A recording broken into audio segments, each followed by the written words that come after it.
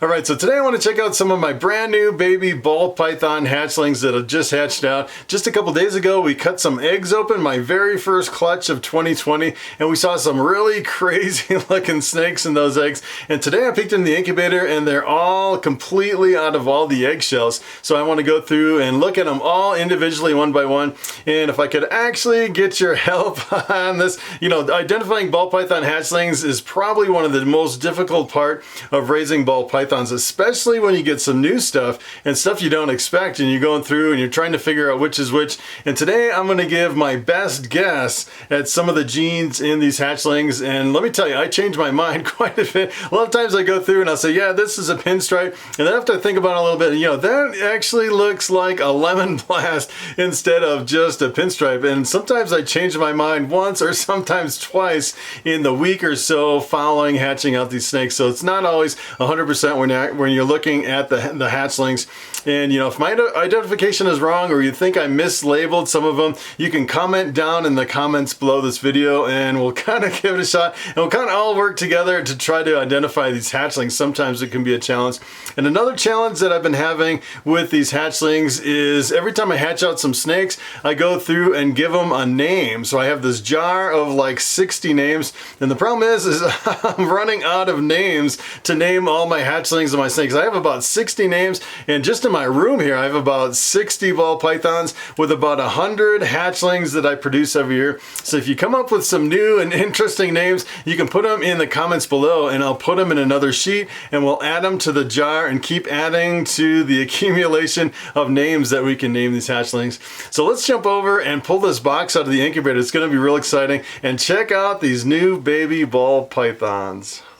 All right, so here we go. This is it. This is the moment of truth. Let's take a look at these.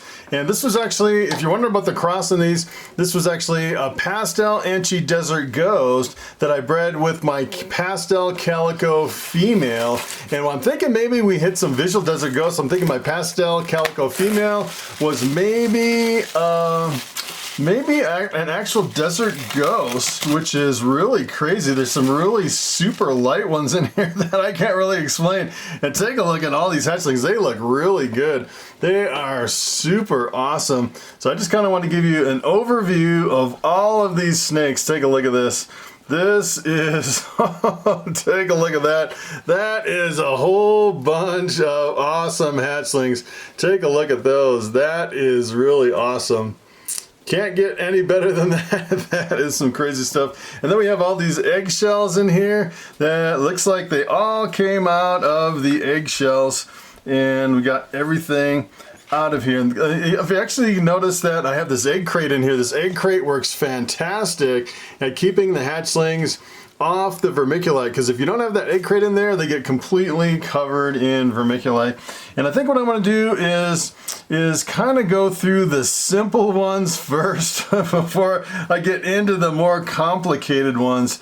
And normally I start with the easiest to identify the simplest one. Let's untangle them all here and take a look at these. So the possible genes in here, we could get Pastel, Super Pastel, Calico, and Enchi, and of course all of them are 100% Het Desert Ghost.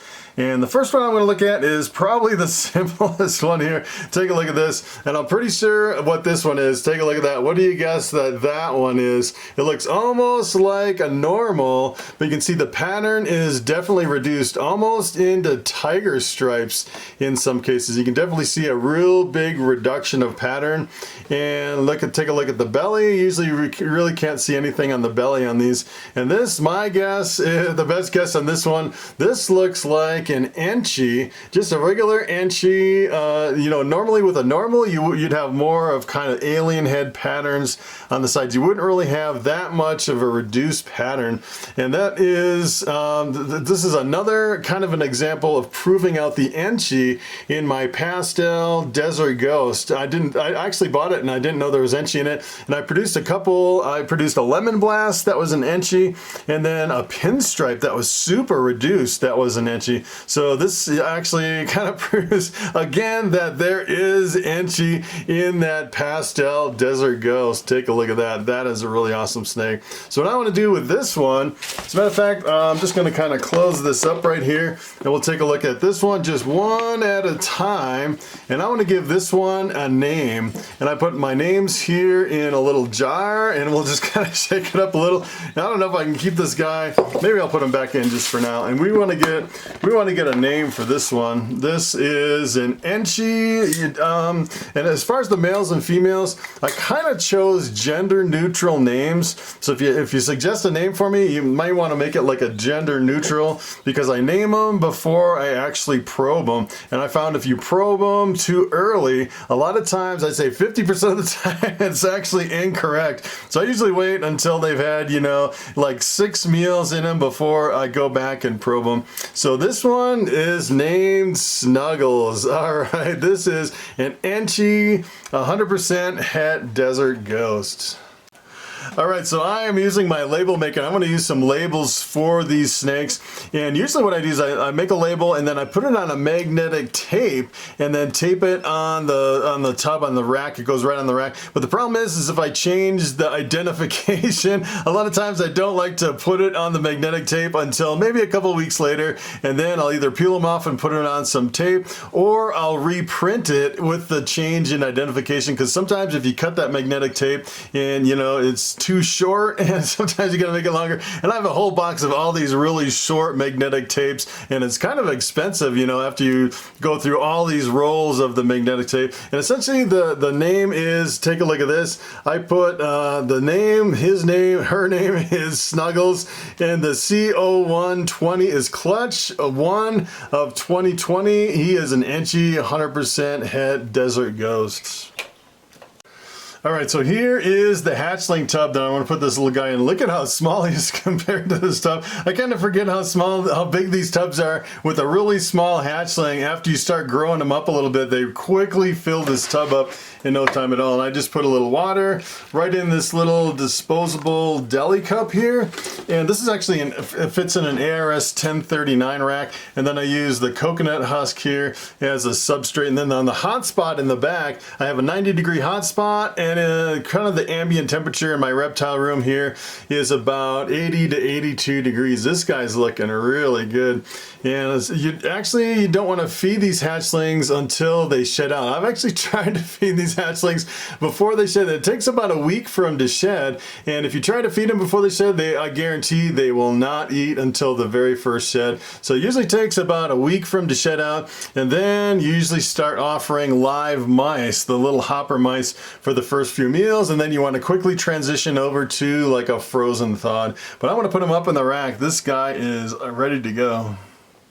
So on the front of every tub, I also have these feeding cards. I have these feeding cards with a little bit of Velcro on the back, and it's like a little 3x5 card holder, and then it just has a little blue card that I put in there, and I print this out with my printer, and it's kind of interesting. You can actually see the whole year at a glance, and I can feed up to 3 times per week and 5 weeks per month, and I just put a little check mark every time they eat, and it's really nice just to see it at a full year's glance. You can see everything they've eaten in the whole year. It's pretty awesome.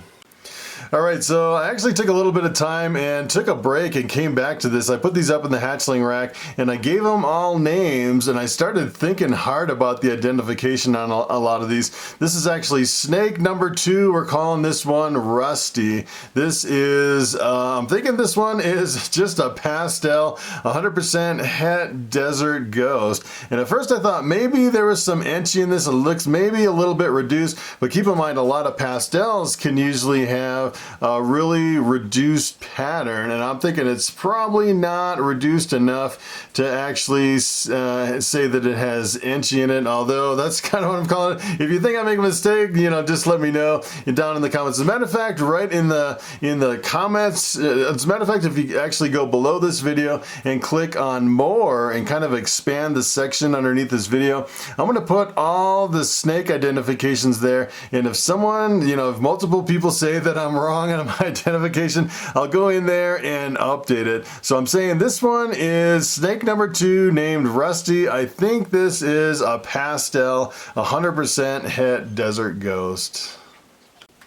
All right, so take a look at this one. We named this one Spock. This is snake number 3, and I was really kind of scratching my head on this one. Couldn't quite figure out exactly what it was, and I'm pretty sure that my Pastel Calico female has 1 copy of Desert Ghost. I'm thinking that this one is actually a visual Desert Ghost. Just look at how intense it is. And I've actually produced super pastels before, and I can't say I've ever produced one that looks as intense as this one. This one is really crazy, and you know, it's if you actually look at the sides, I'm thinking, you know, it's really hard to tell if any of these have calico. I'm not seeing calico in any of them, which is pretty surprising. And just the intensity and the contrast on this one, I'm thinking it actually has Desert Ghost. I'm thinking this is a super pastel Desert Ghost, and correct me if I'm wrong, but this thing is really crazy looking. I mean, just take a look at how bright and intense it is, and that is what Desert Ghost usually does to a lot of combinations and single genes. That really makes them super intense.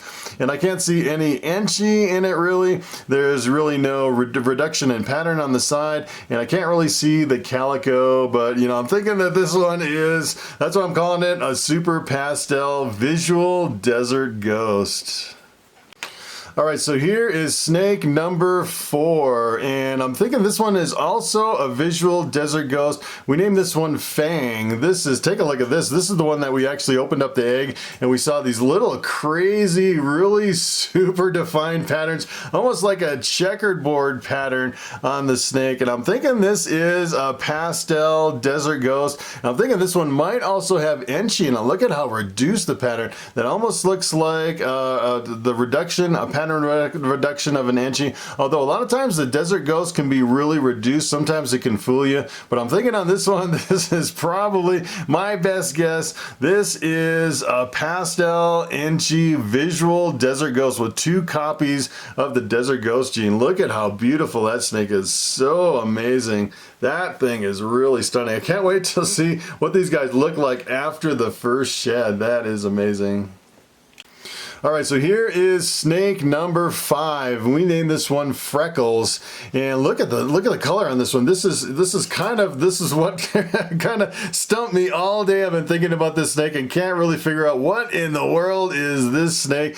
There's really no way to make this snake with the genes that we have in the combinations. So we have Enchi, Super Pastel, and Calico, and let me tell you, you can't really make a snake that looks like this, that as far as I know, with a combination of those genes. And I don't think this is a visual Desert Ghost, although I could be wrong. It's kind of hard to tell since it really hasn't shed out, but it really looks like it's really super defined. And what I'm thinking is in my female, my Pastel Calico female, I'm thinking that there's cinnamon in the mix, and I'm thinking this is actually a pewter, which is a cinnamon and a pastel, and it also looks like it has Enchi because the pattern is really reduced. So my best guess for this one, for Freckles, I'm thinking that this one is actually an Enchi Pastel Cinnamon 100% het Desert Ghost, although I could be wrong. And if you have any best guesses on this one, let me know down in the comments below. All right, so here is snake number 6. I pulled the name out of the jar and came up with a name Dusty on this one. And take a look at this. This is almost unbelievable that a snake like this can actually come out of the pairing of those 2 snakes. I want to show you those 2 snakes, the parents, when we're done with this. And the only thing that I can think of on this is this looks like a pewter, which is a cinnamon and a pastel. As a matter of fact, I'm thinking this might have a super pastel in it. I'm pretty sure the super pastel cinnamon is the sterling, so this could actually be a sterling, which is kind of an unusual combination. So this is kind of one of the weirdest things I've ever popped out of anything. You know, you get something like this, you're like, what in the world is that? And I'm thinking, you know, with the kind of the jumbled up pattern, that could be from the super pastel. It doesn't really look like it almost looks a little Enchi like over here, but if you kind of look through the whole snake, it's not really reduced as much much as you would expect something like an Enchi to be. I'm thinking maybe it's either, a pewter with the cinnamon and the pastel, or it could be the super pastel version of that, which is pretty awesome to actually come out of my collection. And I know if you actually work some of these genes together with the cinnamon and the pastel, a lot of times you can get really silver looking snakes, and that is kind of what this looks like. I'm really kind of in anticipation of this thing shedding out to see really how silver that will be. That is pretty amazing. So for number 6, Dusty, I'm saying this is a Super Pastel Cinnamon 100% Het Desert Ghost, and let me know if you agree with that identification. So I wanted to show you the male and the female on these real quick so you can see what the pairing was on this. It's a really confusing clutch. So take a look at this. This is what a Pastel Desert Ghost looks like. Look at how awesome that is. And that is kind of similar. As a matter of fact, this one has Enchi in it, so the pattern's even more reduced from Enchi. We proved out the Enchi because I've been producing Enchis from this guy for quite a while now. This is my 2nd year proving him out, producing some Enchi and some offsprings, and he just shed out. Look at how beautiful he is, and he's a full-grown adult. He is 4 years old. Look at how beautiful he is. Really awesome. And that is what I would expect a visual desert ghost to look like. So here is the female. This is a Pastel Calico, and I always wondered why she kind of had this darker color to her. She's pretty dark, and it could be there's cinnamon in here, which is kind of crazy. I never thought there would be cinnamon in my collection, and it's not really one of the genes that, you know, I really wanted to get into, which is kind of weird because, you know, I have all these tons of other genes, and sometimes you just randomly get, you know, kind of a free hitchhiker. There's really cool things you can do with the cinnamon. You can make some really cool silver looking snakes with the super cinnamon and like the super pastels and a whole bunch of combinations where you can produce, you know, all black snakes that are patternless. You could do a lot of really cool stuff with the cinnamon. You can kind of make like the super cinnamon version of the Panda Pied, which is kind of a cool project. You know, it kind of opens up the whole world of possibilities of all this stuff I can do on the dark side. But you can kind of, the more I look at this, it looks like she could definitely have some cinnamon in the mix. Alright, so there you have it, and I have to admit that that is probably the most difficulty that I've had identifying hatchlings. As a matter of fact, I just had to turn the camera off a little bit and just kind of pick them up and scratch my head. I was thinking, what in the world is going on with these hatchlings? This is not what I started with, and it's hard enough knowing the genetics of the parents trying to figure out the offspring, much less trying to figure out the offspring not knowing the full genetics of the parents. That really makes things a lot more difficult. And I'd say, yeah, in this clutch, I'm probably 80% sure of the identification, and if you actually have any suggestions as far as like the proper identification, feel free to go ahead and include those down in the comments section underneath this video. So that is pretty much it. Thanks for watching, and I will see you in the next video.